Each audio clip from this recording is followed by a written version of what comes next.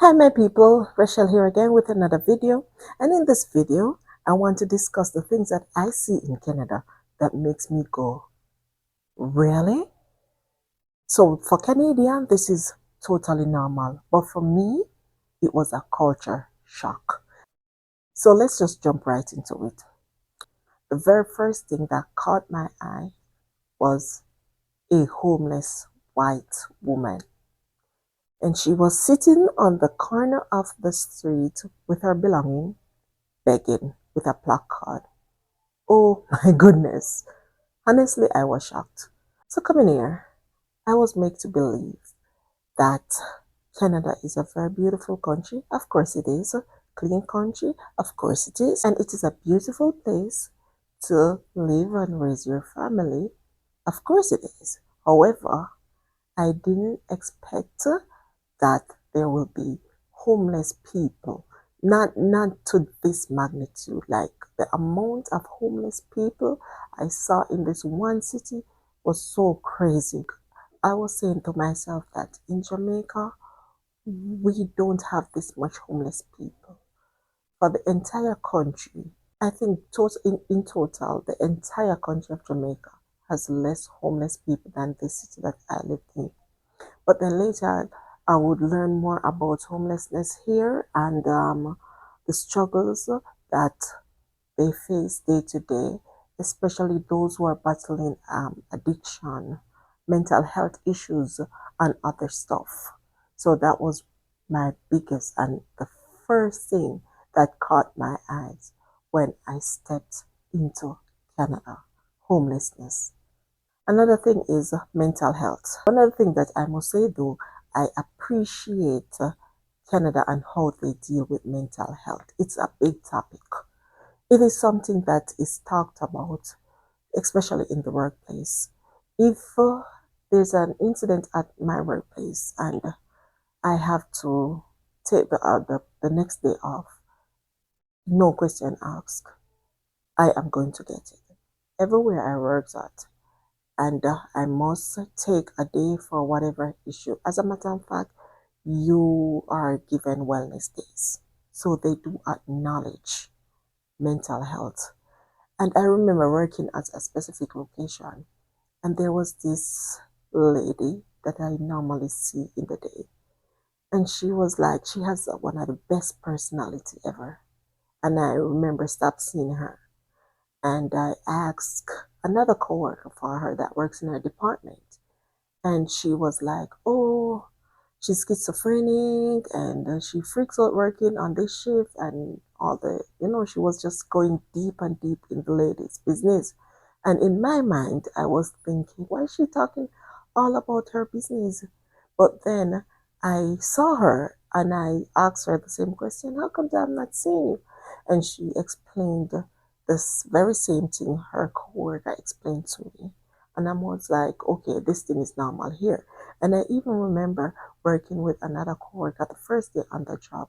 It was his first day and we were working together. And it feels like I've known him because he told me everything, almost everything about himself. His mental health issues, um, being in the industry before and was home for 1 year because of mental health issues and all that stuff.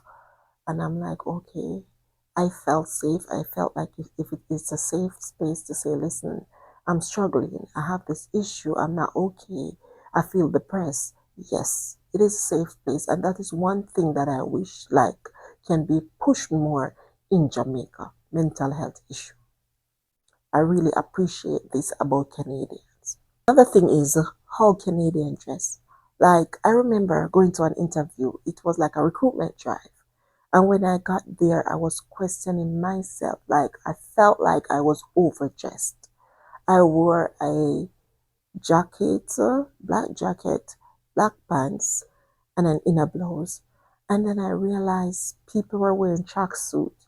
I'm like, oh my goodness, am I overdressed for this interview? Like they just go by casually. Like I saw a female, her hair wasn't even brushed. I was thinking that she heard about the recruitment job and she was like, okay, let me just run on down there. I was shocked, very shocked. However, in the interview, they commend me on my dressing. They actually commended me on that. So it goes to show that even though culturally they just like that, they do appreciate when you show up looking well dressed and professionally put together. I realize that most people they drink coffee, and I think that's Canadian love language to purchase coffee for you, like offering you coffee. Like my supervisor would come and say, "Oh, shall I bring a coffee for you?" Coworker would like, "Oh, I'll step at Tim Hortons get you a coffee." But I'm not really a coffee drinker. Like I don't really drink coffee. I'll tell them hot chocolate.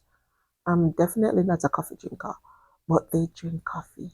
Like I kid you not, I was working on the night shift with a coworker, and if she hadn't had 20 coffee for the night, she didn't drink any. I'm like, oh my goodness, can you even sleep when you get home? But I'm not like really, because back home in Jamaica, I remember growing up, it was my grandfather in particularly who would drink coffee. My grandma would make coffee for my grandfather every morning. So for me, it was like an old people drink or an old man drink. So I grew up on drinking bush tea. So coffee was never my thing. But I realized that Canadian love their coffee, love their Tim Hortons coffee. Another big shock for me was how much people smoke. Like, wow, it's crazy. And taking smoke break on the job. Like people actually, like similar to how you take break time or you take your lunch, people take smoking break. I was volunteering when I just came here, and that was the very first time like I saw it happen. Then the lady, she works there. She was in the thrift store, and she was about to take a smoke break. A customer came in, and she asked the customer, "How long are you staying? Are you going to browse around for some time? Because I was just going out to take a smoke break." And the lady said, "I'll be in here for quite a time, definitely longer than your break." And she was okay, okay, fine. You can just stay. Of course, I was working around the back, packing up things and stuff, so I wasn't really in the store. So she was the only one in the store. And she did stepped out, took a smoke break, and then come right back in and dealt with the customer. Perfectly normal. But in Jamaica, smoking is a bit like it's not really, but it's close to being taboo. Like, oh, he's a smoker, he smokes a lot. That's it doesn't, look well for you. So coming from that culture to here where almost everyone on the job, even people that I didn't expect, they smoke. They just smoke, smoke, smoke. Like you have some people taking 5 smoke break per shift. They do. And for me, that was like, oh, hell no. But then again, it was a culture shock for me, but for Canadian, perfectly normal. This is another thing, swearing. Oh my words. Big, big shocker for me. On the job, professionally, the manager will swear. Like at my workplace again. One of my coworkers came in late, and I heard the manager looked up and saw him and said, "You mother effer you." I was standing there and I was like, I was stunned. I was going to say to her, if you did that in my country, you could have been reported to HR. But I'm like, no, no, shut your mouth. Rochelle said nothing. But I was like, no, no, shut your mouth. That's nothing. But I was shocked. I stood there like looking at both of them for a while, like, what just happened? Like, did the manager tell the staff moderate? And this was a female manager, a female manager. So I was extremely shocked, extremely like the level of, I don't know. It was a highly professional environment too, and the what should I say now? The credential of the managers or the qualification or the professional achievement. I was like so shocked. But then again, completely normal for Canadian, culture shock for me. People, Canadian, they hold the door for you. They hold the door for you. I think this is a habit. Like I think they even hold the door for you even if they don't want to. I've been going into places and children holds the door for me. Their parents being there, and I'm like, I'm always appreciative of this because in Jamaica, no one holds door for you. Well, maybe one or two people, but parents where this guy was in front of me, and he went into the store, and he was actually even looking me. He was actually trying to pick me up. You know, he was actually trying to get my attention. And he went in and he didn't even hold the door for me. He just let it go. Pop in my face. So I had to hold the door for myself. You know? But Canadian, nope. They're going to hold the door for you. And this is something that I really appreciate. And you don't know if they like you or they don't like you, but they're holding the door for you. It doesn't matter. They're holding the door for you. When it comes to politeness and practicing, good courtesy, they do it. But this other thing I'm going to talk about kind of contradict them being polite and holding the door for you because they don't greet you. No, they don't really greet you. So imagine me just coming here and taking the bus. And I go on the bus and I'm like, good morning, good afternoon, good evening, whatever time of the day it is. And little to no one answer me. I feel shame.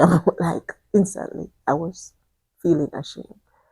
And I still do it like because this is a habit for me too. It's an habit because back home in Jamaica, we pass everyone on the street and we tell them good morning. We greet them. We tell them good evening, good afternoon, good night. We greet them. We greet people when we see them. If you just pass people and not say nothing, they're gonna say you have no manners. But coming here, people don't do that.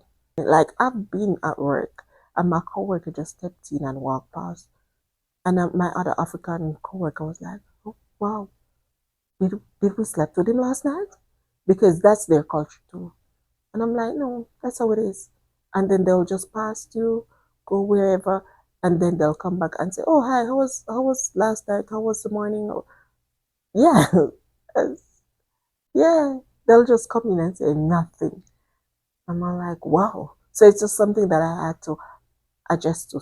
Then again, it is normal for Canadian, but a culture shock for me coming from Jamaica. And another thing, they apologize. They'll tell you sorry. Oh, sorry, man, for any little thing. Sorry. And that's you do have exception. You do have mean people. In every culture, you have mean people. But I'm just talking about generally. And also, they're not afraid to take their time off. They're not afraid to take their days off. They're not afraid to call in sick. I find this happening very, very frequent in the work environment. Sometimes I wonder if we're settling for less or they're taking advantage of the system because when it comes to customer service, they push to get the max and they'll tell you, I'm not leaving a good review.